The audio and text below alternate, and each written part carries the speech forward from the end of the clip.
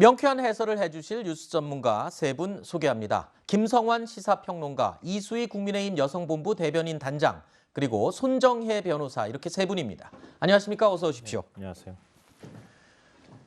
20대 대통령 선거가 이제 43일 앞으로 다가왔습니다. 차기 대통령으로 누구를 선택할지 국민들의 마음은 어떤 후보를 향하고 있을까요?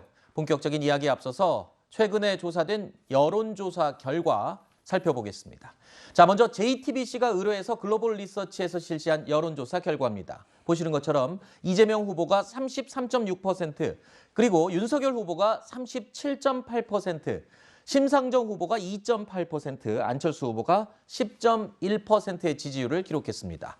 이재명, 윤석열 두 후보의 격차는 4.2%포인트로 오차 범위 내에서 접전을 이어가고 있습니다. 자, 또 다른 여론조사 결과도 살펴보겠습니다. 이번에는 여론조사 공정이 실시한 조사 결과인데요. 이재명 후보가 38.3%, 윤석열 후보가 41%, 심상정 후보가 1.9%, 안철수 후보는 10.8%로 조사됐습니다.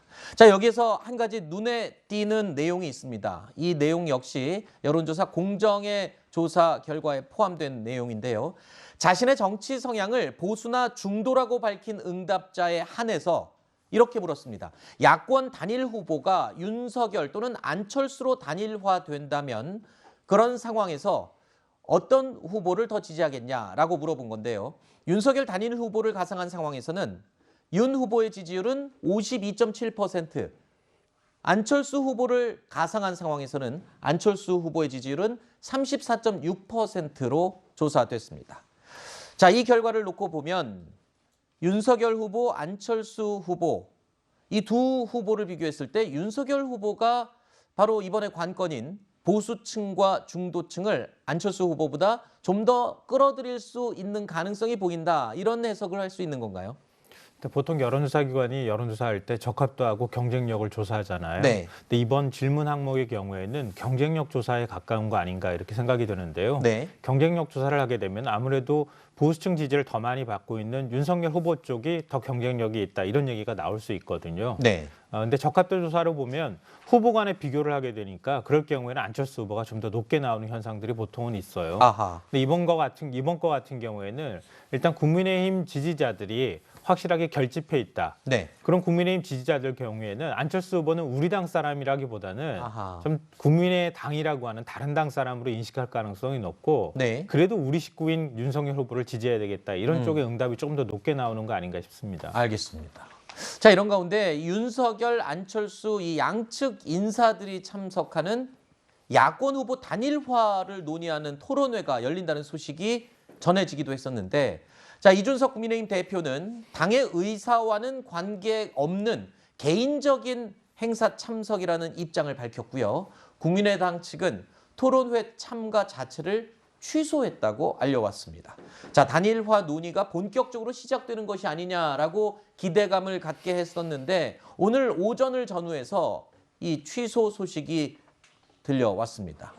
아마도 이 확대 해석을 하는 것을 선을 그은 것 같습니다. 또 일각에서는 분위기가 어떤지 한번 살펴보려는 그런 계기가 되지 않았을까 싶기도 하고요. 근데 지금 이제 안철수 후보의 경우는 끝까지 간다고 계속 얘기를 하고, 네. 단일화가 있다면 본인으로 단일화가 돼야 되는 안일화다라고 얘기를 하는데, 말장난해서 죄송하지만 정말 안일한 인식이 아닌가 싶습니다. 안일화가 쉽지는 않을 텐데.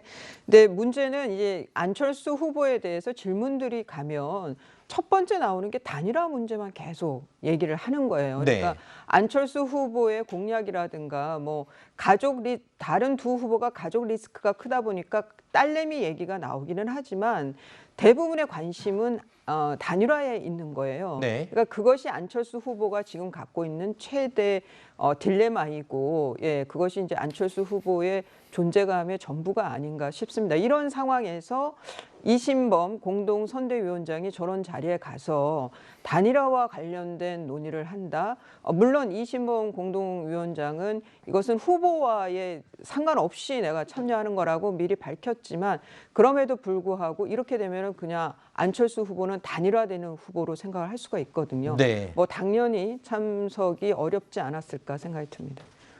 자, 사실 지금까지 이 야권 후보 단일화에 대한 기대감과 언급은 있어 왔지만 실제로 어떤 접합점이 있거나 이 논의가 공식적으로 된 적이 없었습니다. 그래서 오늘로 예정됐던 이 토론회가 상당히 관심을 모았었는데 결국에는 이 무산이 된 것으로 결론이 났습니다.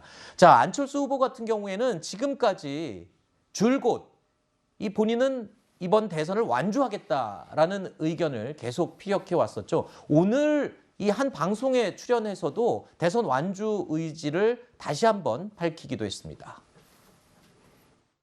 저는 전혀 단일화에 대해서 생각하고 있지 않습니다만 만약에 그 안일화, 안철수가 야권의 대표 선수로 나간다면 확실하게 이길 수 있고 지금 현재 이재명 후보를 지지하는 민주당 당원들까지도 저한테 지지를 보내고 계실 거다. 그래서 차이가 더 벌어질 것이다. 예. 그 말씀입니다. 안 후보께서는 3월 8일까지 완주하신다 말씀하셨거든요. 그 단일화 가능성을 지금 어떻게 저희가 봐야 됩니까? 가능성이 없죠. 가능성이 0%다. 네, 그럼에도 불구하고 단일화 된다면 안일화가 맞다 이런 말씀하시는 거고요. 네, 정확한 해석이십니다. 어떻게 들으셨습니까? 안철수 후보는 대선 완주 의지를 명확하게 보이고 있습니다. 하지만 그러면서도 자신을 중심으로 한 야권 단일화 가능성을 열어둔 걸로 해석이 되기도 하는데 정치권에서는요, 이 선거 때가 되면 돈 이야기도 사실은 작지 않습니다. 이 선거 비용 전액을 보전받을 수 있는 기준이 득표율 15%인데 15% 이하로 득표할 경우에는 선거비 보존을 받을 수가 없습니다. 따라서 득표율 15% 이상으로 안정적으로 이 득표를 할 수 있어야 자력으로 완주가 가능하다, 현실적으로 가능하다 이런 분석도 나오고 있는데 글쎄요, 안철수 후보가 완주를 하냐 마느냐 여러 가지 의미가 대의 명분이 있겠지만 선거비 보존 여부도 어느 한 부분을 차지하는 건 맞죠. 현실적인 얘기를 안 할 수가 없죠. 네. 이게 그 대선에서의 법정 비용은 선거 비용이 500억입니다. 굉장히 큰 돈이죠. 근데 이것이 그 세금 지원을 받는 예산 지원을 받는 거대 두 당의 경우에는 그나마 감당이 되는데 지금 국민의당의 경우에는 제가 알기로는 지원되는 것이 한 20억 정도이고 그리고 이렇게 전국 선거가 되는 경우엔 한 번 더 지원을 받는다 그래요. 그러니까 한 40억 정도의 예산에서 이제 이 선거를 치러야 되는 건데 그러다 보니까 물론 대출을 받을 수도 있죠. 왜 홍준표 대표가 당시 2017년 대선할 때 은행에서 대출도 안 해줬었다. 우리가 15% 못 넘을까 봐. 네. 그랬던 그런 얘기를 한 적이 있는데 지금 안 후보의 경우에도 같은 문제가 생기는 거죠. 그래서 이 비용 때문에 끝에는 단일화가 되지 않겠느냐고 말씀하시는 분들이 있는데 그거는 치러봐야 아는 거고요. 그래서 이 비용은 현실적인 문제지만 곧 이것 때문에 단일화가 될 거다. 그런 등식은 또 성립하지 않는 것 같습니다.